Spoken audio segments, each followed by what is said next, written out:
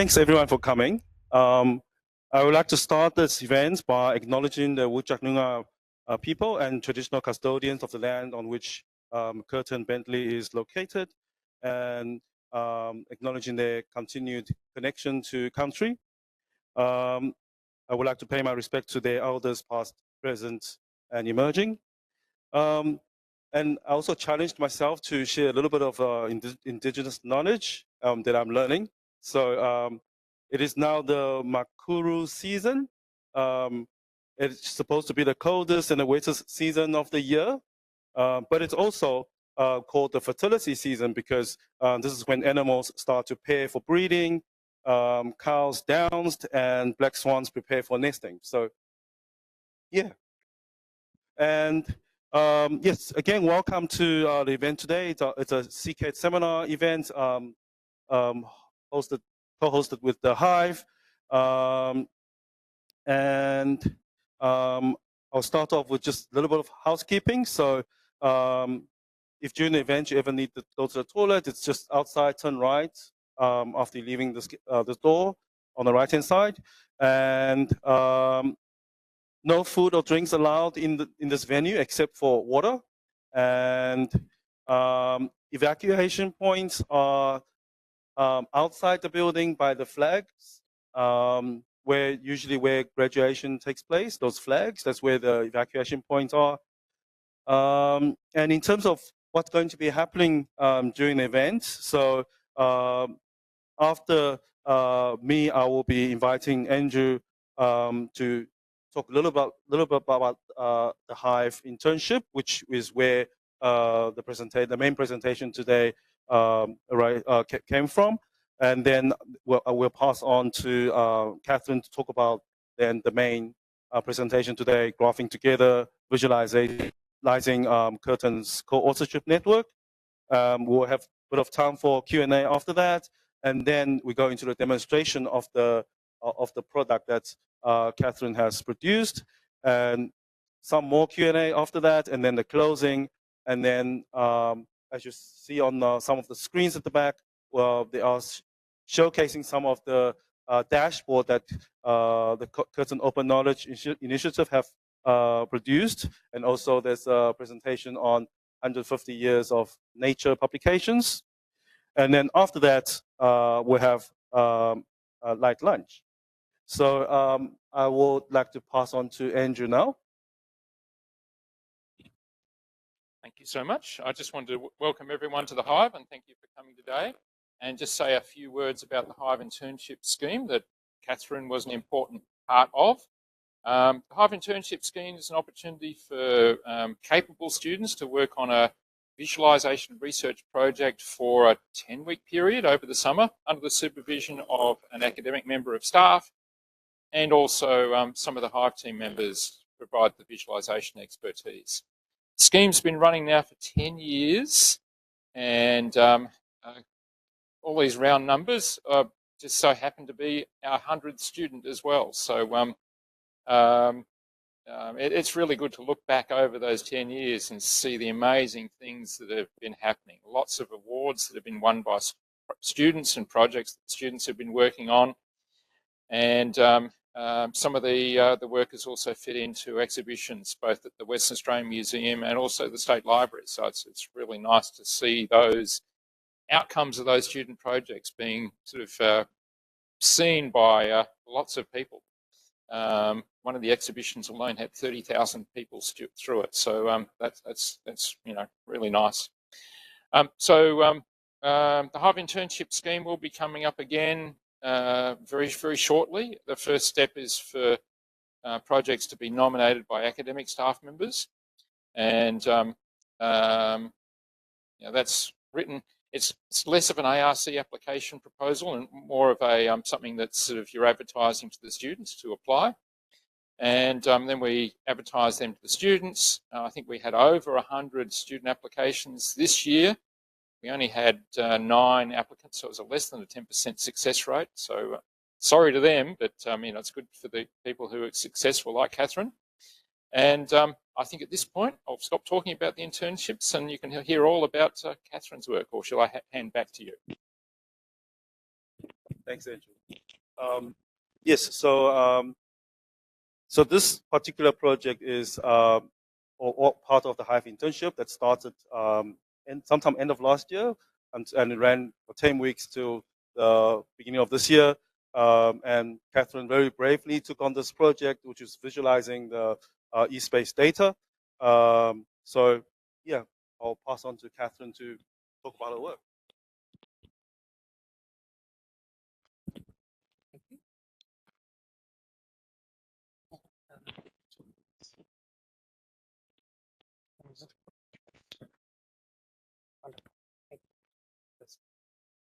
Okay, my turn now, I suppose. Good morning, all. Welcome to the HIVE, although that's already been done. And this is Graphing Together, Visualizing Curtin's Co-Authorship Network. The eSpace is a large institutional repository of information, for instance, things like papers, journal articles, published reports, anything written that has been uploaded to this wonderful collection. There's over 75,000 reaching back as far as 1972 and 2024 as of September of last year. With about half of those published within the last 10 years.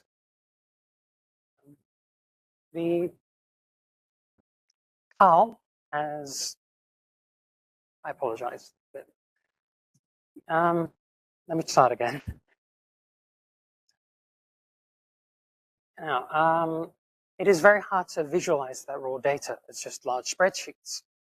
There's hard to see the links between the faculties. So Carl proposed, along with, yes, it was proposed to do an interactive visualization of the data that you could walk through to see the elements within and visualize the elements of cooperation within departments.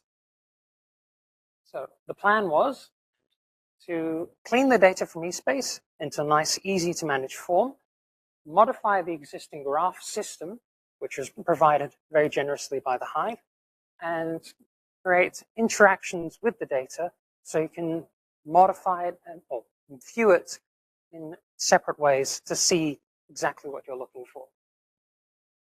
The tools to do so are things like Jupyter Notebook, which is a scientific tool for flowing and repeating data cleaning type activities, as you may be aware.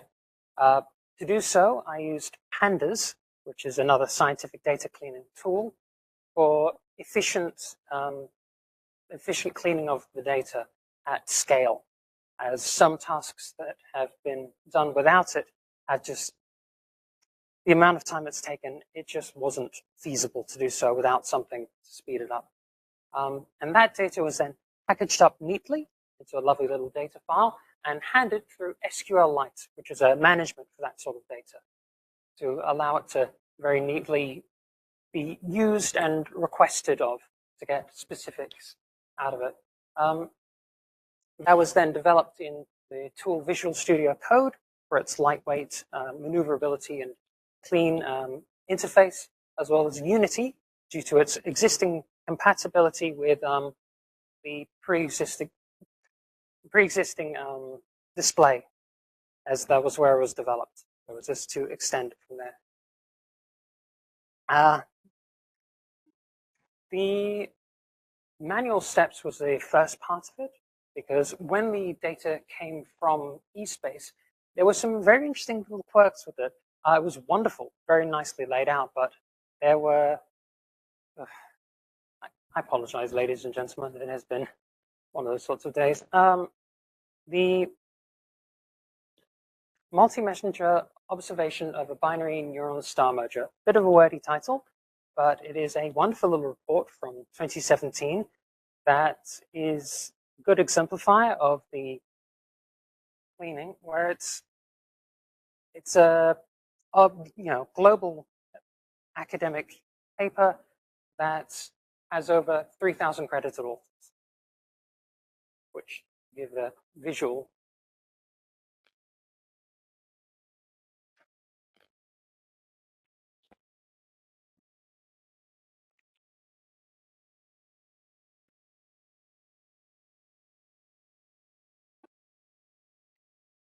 I may have to stop it there. Mm.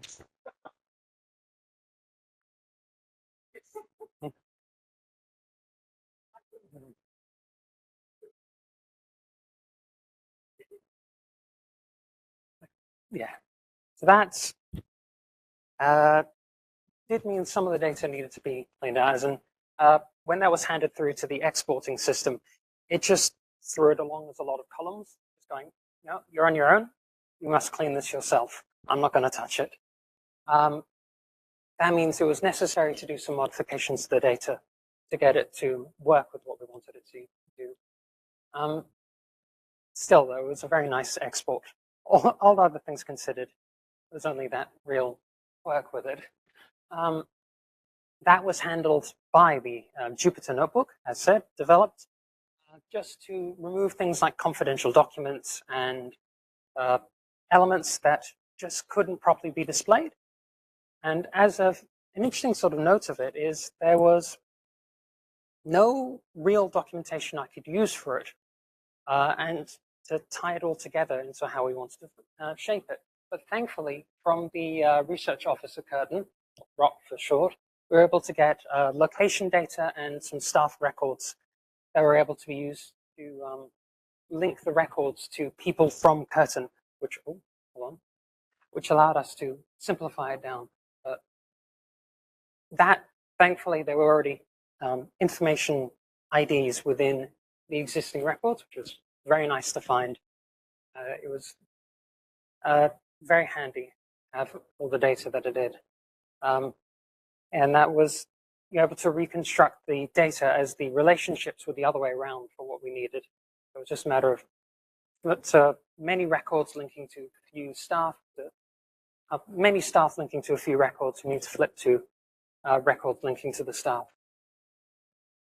So that was cleaned so it could be used with the existing display, modified.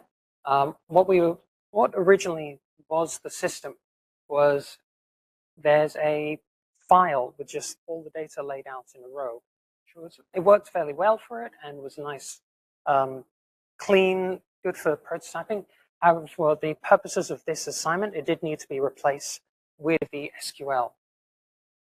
The visual components of it, though, is a very nice tool to look at, was a node and edge-based graph, where for each staff member, you've got a node, and they're connected together with edges, which are, of course, the reports. So you can connect, for instance, someone from the humanities and someone from the science and engineering connected based on the work that they've done together. But to be precise with what I did to change it was, add the SQL file to a standalone interface. That means you just have to request to that, like, hey, I would like everything this specific individual has done. And then it goes, okay, right away, and hands it through as though that was, all the data all along in a nice, clean way. This then plugs directly into the interface, and it is displayed cleanly. And here is some examples of that, the new display. As you can see, it's the node and graph-based display there. It is currently filtered down to only show the humanities department for all the data between 2014 and 2024 and all their interactions there. We will be able to interrogate this data later during the demonstration, but as a start, there's that. And for more detailed information, you can refine it down to individuals. For instance, a Tama lever is there with their connections to others through the work that they've done. And that does allow for a higher degree of investigation. It's very interesting to see the connections that the humanities department has, especially in the larger data set over here. You can see they do tend to stick the major connections between the science and health. When you tend to find that, it's not too uncommon to find a connection of the humanities or surprisingly, business departments, business and law, are most definitely the glue that holds the two fields together. Although this can't really show the full picture, as some of the exports from humanities, I can imagine, wouldn't show up in this data set, as there's likely to be more collaborations that are currently not connected in the way that can be displayed. However, it is still very interesting to see. Another thing of note is the scale of data itself is vast, as in that is well over, I think it's 11,000 were able to be integrated out of the overall data set, and that is quite a few connections. That is, it is easier to see in this data set, though further filtering is definitely of benefit, but it still lets you see how it all connects. Another thing that's emphasized is indeed the importance of collaboration in this project. From the very project itself, as mentioned earlier, it wasn't for the wonderful assistance of the HIVE, the people in the library most certainly, and Koki indeed, it's unlikely this would be to the quality that it is currently. That, as well as just to visualize the connections between people on campus through the exports that we're able to integrate into this.